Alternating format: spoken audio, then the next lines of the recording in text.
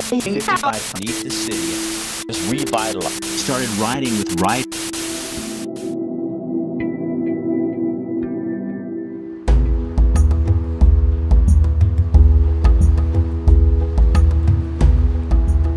Hi, I'm Rick Dancer. And I'm Emma Christine. Tonight on Rick Dancer TV, we're going to take all these folks to Alaska, your home state. Very exciting, yeah. Actually, I spent my summers there, grew up there. My dad still lives there in Delta Junction, about 100 miles southeast of Fairbanks. Where'd you go?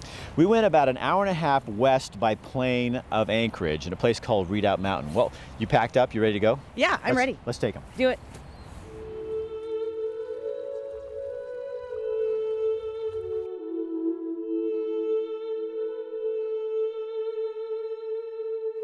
It's like going back in time. I mean, this is like the lower 48 was 100 years ago.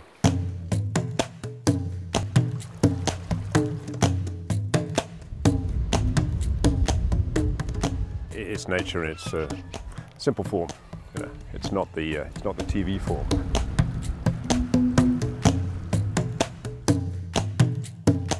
You know there's nobody for miles. I mean, literally miles and miles. You're not going to see another soul.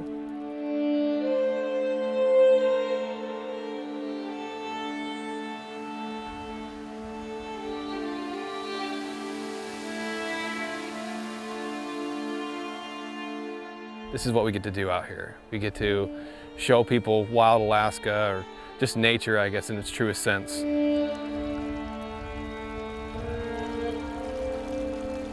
Because I think Alaska, for a lot of people, is a bucket list. It's one of those once-in-a-lifetime trips.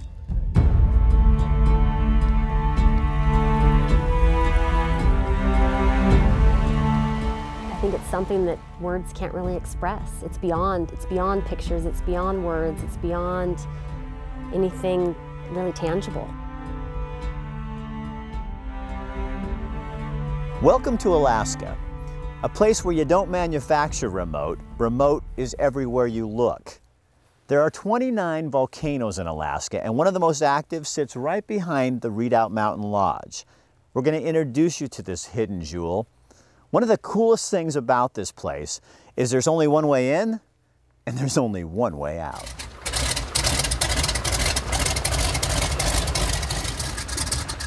This is Alaska's version of Grand Central Station. There's a huge percentage of the state, like 98% or something, that's not even accessible by road. So airplanes, whether wheels or floats, have to be able to service people that live or want to run businesses in the wilderness. Everything is flown into and out of the Redoubt Mountain Lodge on a float plane. Everything. You fly for about 45 minutes down the inlet, down the ocean. And it's new and unique, but it's not quite spectacular beauty. It's just ocean and seashore and coastline. And then you get into the mountains all of a sudden.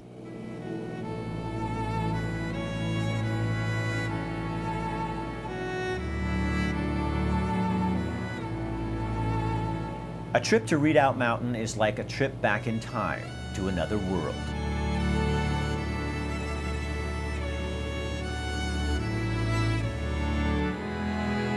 I've flown into, I can't even tell you how many dozens of lodges over my flying career, and Redoubt Mountain Lodge is the most beautiful location, for one thing. There are no roads, no cell phones, and no reminders of life as we know it. This is wilderness. This is what earned Alaska the honor of being considered the last frontier.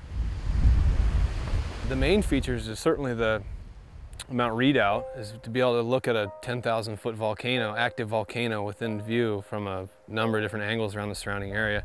But what's also become really popular is just the Crescent River Valley. Just a picturesque valley with rivers converging and flowing right through the center of it, and 4,000-foot peaks either side of you. Peaks that seem to watch over you. Every turn, every view filled with towering mountains. I think it's just more and more difficult to find completely remote locations anymore with no other operators and no other crowds. At Redoubt Mountain Lodge, isolation is their specialty. The lodge is situated on 5 privately owned acres nestled in the shadow of Redoubt Mountain. All this in the middle of 4 million acres of national park and preserve. Here, you are alone. Just you, the other guests, the staff, and the wilderness. We have 6 little private log cabins throughout the property. They each have their own bathroom, which includes a toilet, shower, sink, hot water, heat, with a thermostat inside for you to control. We have a queen and a twin bed in each cabin with just the best flannel sheets ever. At Redoubt Mountain Lodge, remote doesn't mean roughing it. Everyone says that the beds hold them hostage every morning and they don't want to get out. There's a cedar hot tub enclosed in a gazebo with screen windows that open. It has 300-degree views of Crescent Lake and the Chigmit Mountains with our hanging glacier.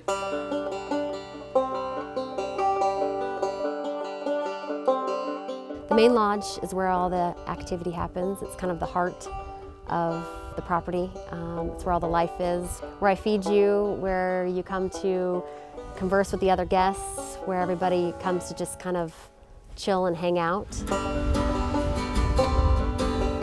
And we want to make sure that people are coming here and getting what they want. You're really feeling like the vacation they're on is theirs. Life at Redoubt Mountain Lodge is simple for the guests. A simple place in the middle of the most wild, untamed land you will ever visit. In Alaska, everything is bigger, wilder, and more extreme.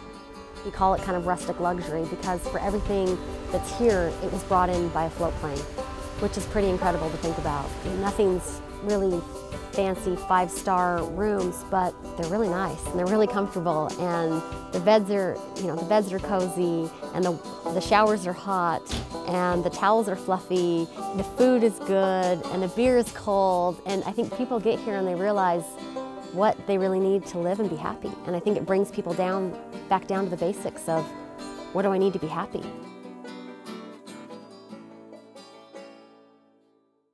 Wow, that place looked amazing. It's really great. Did you get to see any bears? Did we see bear?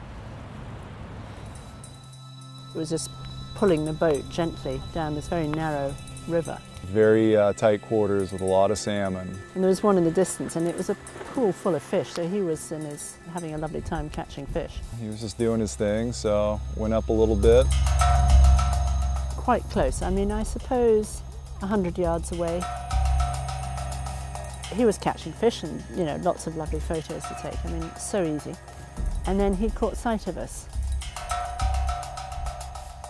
Could definitely see that he wasn't looking at a fish, he was looking at us. And he started walking slowly towards us, and that's fine. I'm still clicking away, because somehow you feel safe behind the camera, So I'm clicking away. So he started backing up, and he just gave us a little run, just to assert the fact that he was in charge of this area. I think it's coming closer. But it was a false charge, so it stopped, so it's fine. But the photos I've got are just extraordinary.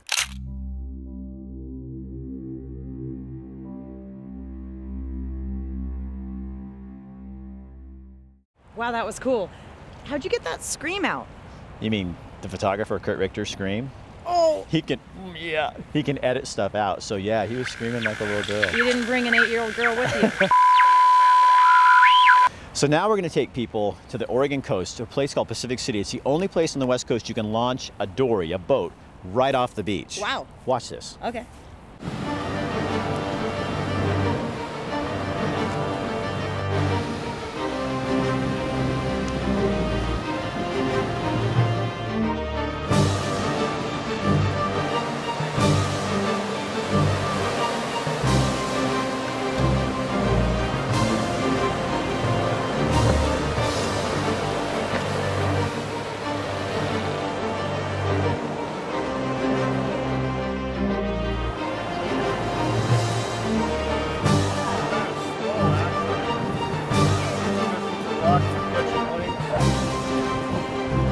Got 5? Huh?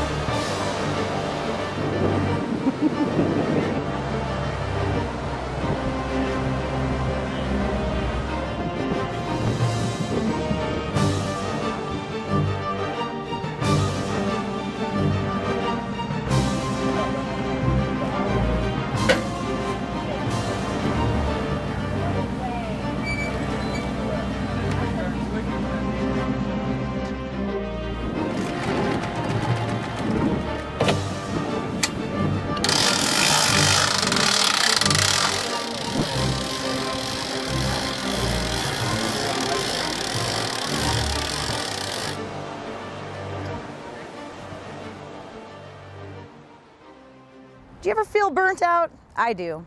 And everyone needs a break, especially leaders. Now there's a local foundation that does just that. Check out this month's water cooler. Joining us tonight on the water cooler is Dale Williams, the executive director of the Refuge Foundation. This is a new position for you, but you're based out of Eugene. What is the Refuge Foundation? Well, we're an organization that takes leaders, nonprofit leaders, pastors, charity workers, and we bring them in for this awesome outdoor experience, which could be golfing or fishing, and then we teach them how to avoid and recognize and get through burnout. Are you seeing a lot of burnout in leadership today? You know, I've been asking a lot of people that question. Do you know anyone in your life that is a leader that looks tired?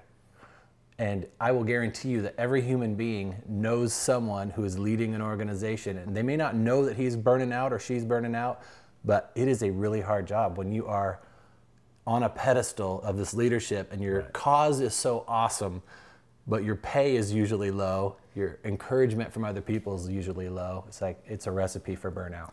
And losing those leaders, good leaders, is really hard to bring new people into those positions. So you want to keep what you have. Well, yeah, I mean, these people are called to do these awesome things and they're quitting.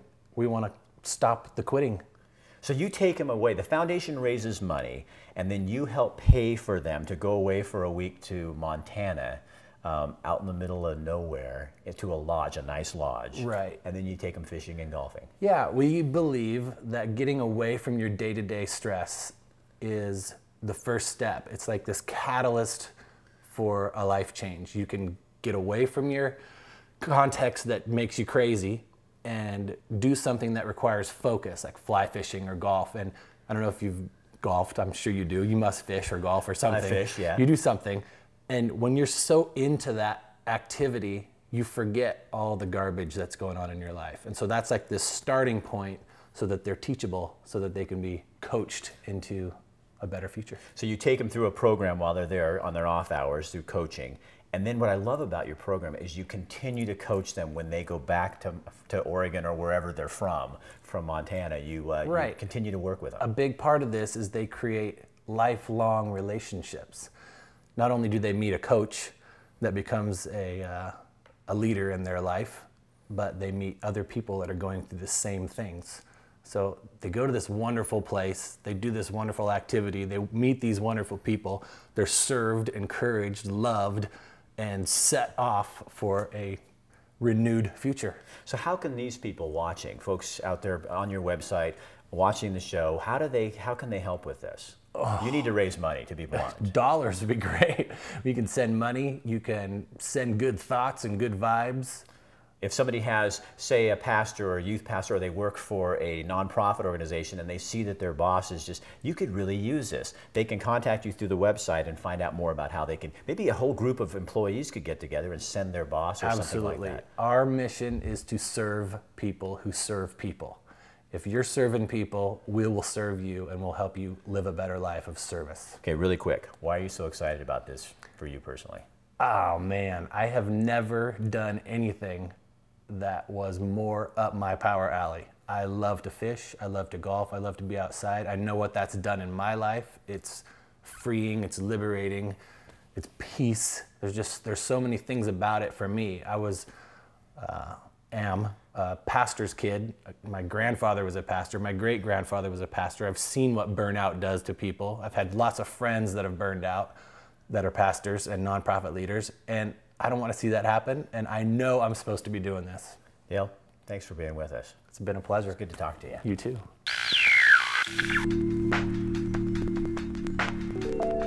I love to find new places to eat. I tend to bore easily when food becomes functional and less fantasy.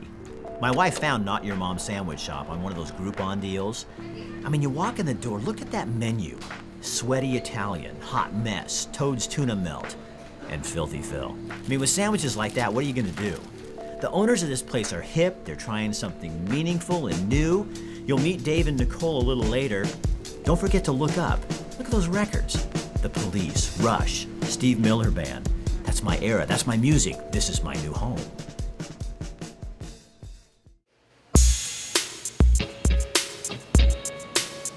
When we were talking about opening the restaurant, they said, oh, you have to have a sandwich with turkey, cranberry, and cream cheese. And it's like, it's the best thing ever. Everywhere I go, they make it special for me. So this is everybody's special. And I guess what we could say is, yeah, it's everything that your mom didn't make, but she wanted to or she couldn't make. It's not your mom's sandwich. And I hope moms don't get offended. I'm sorry if you do. But we try to do it better than Mom did. Why do I do this? I spent a lot of time working, I guess you can call it corporate America, the big box restaurants, doing other people's deeds and answering other people's questions, and all for a number on a piece of paper. And whether that decision I had to make was the right decision or not, I had to make that decision. And I got tired of it, and this is what we ended up with. This is, you know, I'm gonna do my own thing, answer my own questions, have my own answers. So I don't have any questionable decisions. This is what I do. I feel good about it too. It's one of those things you can feel good about, having your own product, I mean, this is essentially my house. We cook our own meats, we braise our pork, we roast our beef, we roast our turkey. I'm even working on making my own chipotles. Yeah, I could just go buy a can of chipotle peppers, but I got a smoker and I'm gonna smoke my own jalapenos and make my own chipotles. So it's those things. People love the grinder. They come in here, they see what happens is, every time someone orders it, we'll walk it through the dining room and like, whoa, what's that? And I'll tell them what it is, and never fails. Next time they come in, that's what they're getting, is the grinder, for sure. Plus it's fun, it's a show. It catches on fire and people are like, oh, I want that, whatever that was.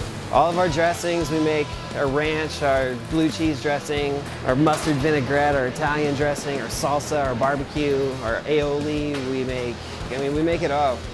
We cut our vegetables fresh to order. We don't have pans of tomatoes and pans of whatever. Someone orders tomatoes, we slice it fresh. Same with our cucumbers, we cut those fresh because they sit in the pan and they lose their integrity and they get kind of soggy and they lose their flavor. So we decided we'll cut it all to order. It's the little things and people notice it. You can taste it. You can really taste it, and that's what's important, is tasting it. The essence of Not Your Mom's Sandwich Shop is, besides obviously the pan drippings or the tomatoes leftovers that we use, I think it's us. I think it's a little bit of rock and roll. I think it's a little bit of a good time. I think it's friendship, it's community. It's just talking to people and being real and being human beings and not judging anybody for any one reason. Just existing and doing what we do. So, I mean, you really got to try Not Your Mom's. Dave and Nicole, greatest people, and they have the greatest soup. Try the soup. Looked good. I don't know when a good time is to bring this up, but I heard you were in therapy? Did Kurt Richter, he's been talking to you about my therapy? Well, it was when I suggested it, and it's also on YouTube. Look. I need a therapist. So Rick, you ready? What are we doing today? Someone I can talk to. Let's get face down underneath the sheet and I'll be back in a minute. A place I can bare my soul, get past my inhibitions, get things off my chest. Meet my massage therapist, Stacy Graves. Massage is to heal the human body and the mind, the soul, actual muscles. It helps with lactic acid, it helps with lymphatic flow. It gets fluid flowing, it gets everything nice and relaxed. My massage is individual based. Depends on what's going on with you. I ask you questions, find out what's going on with you, find out your daily activities, what's bothering you today. Every massage is different. I don't do the same massage on everybody because everybody's different. I don't do the same pressure on everybody because everybody's different. You know, some people I can go deeper, other people lighter. Fibromyalgia people can have a flare-up. It's a light touch. Somebody with a sports injury, knee injury, if they're sore, I can work that out. I do stretches on them. It all depends on, you know, I analyze what goes on and I look at the body structure when you lay down to see how your body is laying on the table. If one hip's higher, one hip's lower, let's fix the problem, not treat the symptom. So I was at a barbecue and I was just around with my buddy and he broke my neck. So next thing I know, I'm in the hospital, paralyzed from my neck down. Went through surgery.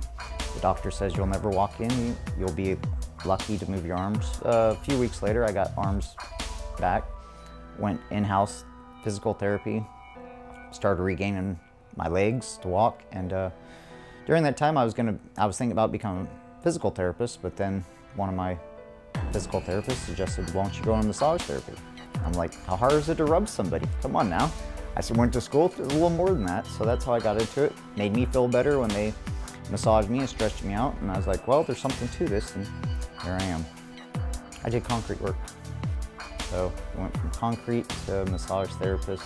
I've always used my hands. I've always been sports oriented, into sports, into fitness. So I think that's why I got into this. As a male massage therapist, my little venue, women are insecure about a man getting massage.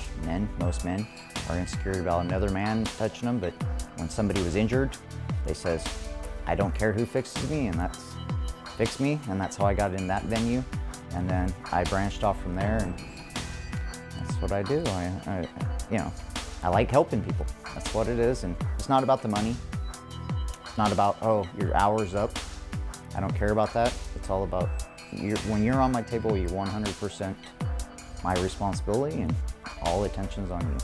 I just like seeing people smile. I like people, I was in there, I know what their pain is. I know pain, I know when they tell me symptoms, I'm like, I've been through there, this is what I've been through, so I can relate. My favorite is when somebody comes in and they can't move, and then they get up off the table, and it's like, I'm like, that is awesome. I like seeing results. If you said, oh, I still have something right here, that's not satisfactory to me, lay back down. I didn't do my job. You came in for a reason, and if I didn't fix that, then I didn't do my job. If they don't know what massage is, they see what I do, and then they're like, oh, that's what it is? After an hour on the table, I have no cares in the world. I don't care that you're watching me get dressed, because I have to find a way to end this story, and getting dressed seems like a natural conclusion. I don't even care if I leave you with some deep, thought-provoking idea or Rick Dancer moment. I just want to pamper myself. I want a cup of coffee.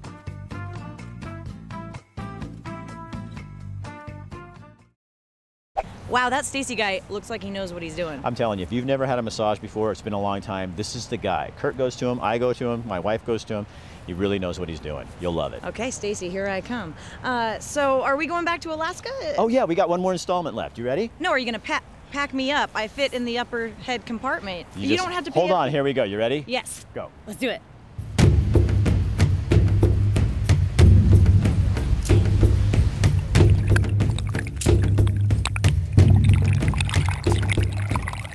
Alaska lures plenty of fishermen.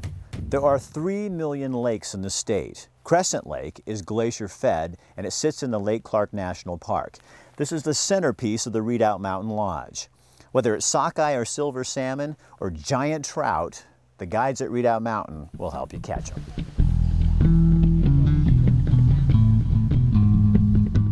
As the morning begins, guests pull themselves out of those comfortable beds to a warm fire in the lodge.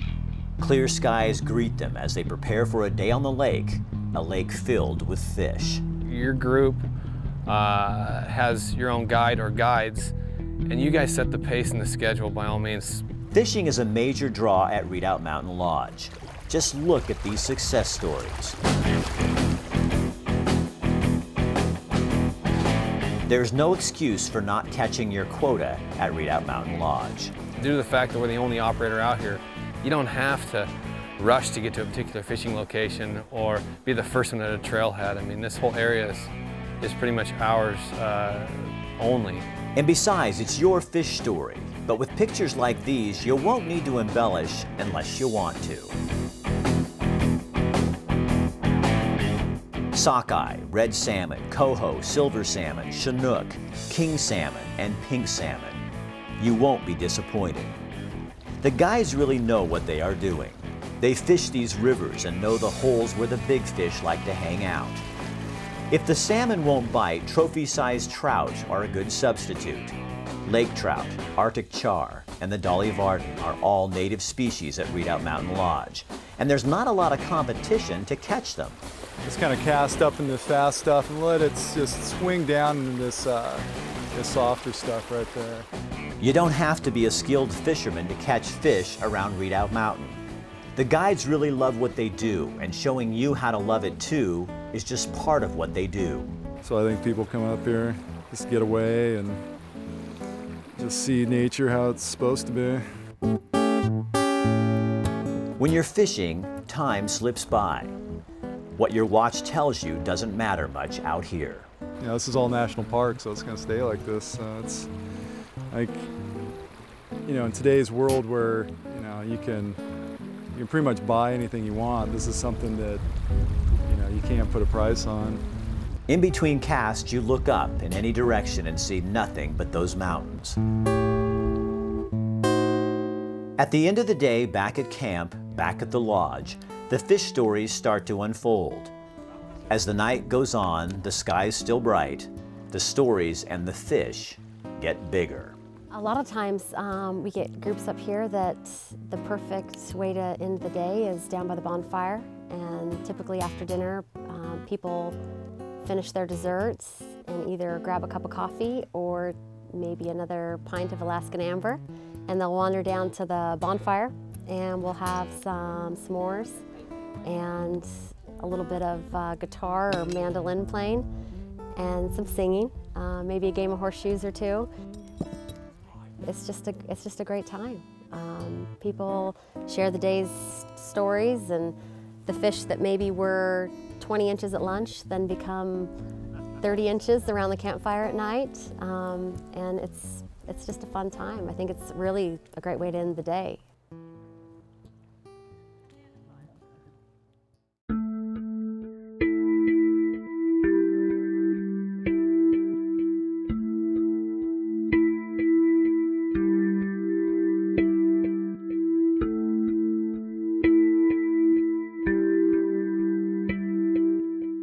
That's what we do. We change lives. You